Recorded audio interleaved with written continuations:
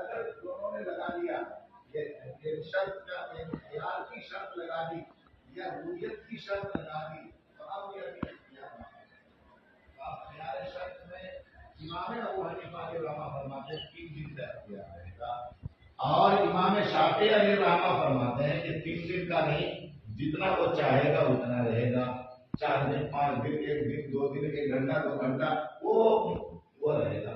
اور تیسرا یہ ہے امام احمد بن حنبل علیہ الرحمہ فرماتے ہیں کہ نہیں، جتنی ضرورت ہے اتنا ہی رہے گا، وہ اختیار کتنا رہے گا، جتنی ضرورت ہے اتنا، ضرورت سے زیادہ نہیں۔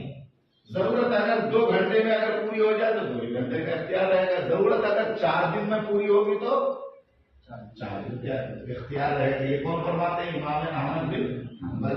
امام شافعی امام مالک کیا فرماتے ہیں کہ ان کے اختیار ہے جتنا 2 دن 3 دن 4 دن۔ امام ابو حنیفہ کیا فرماتے ہیں کہ نہیں، 3 دن۔ کتنا اختیار رہے گا؟ 3 دن کا اختیار رہے گا۔ اب یہ بات چیت مکمل ہو گئی، تو بات چیت مکمل ہونے کے بعد بیع تو منعقد ہو گئی، لیکن بیع کے فسخ کرنے، جاری رکھنے یا نہ رکھنے کے لیے جو خیار شرط لگا دیا، تو خیار شرط کے لیے کتنے دن چاہیے؟ 3 دن۔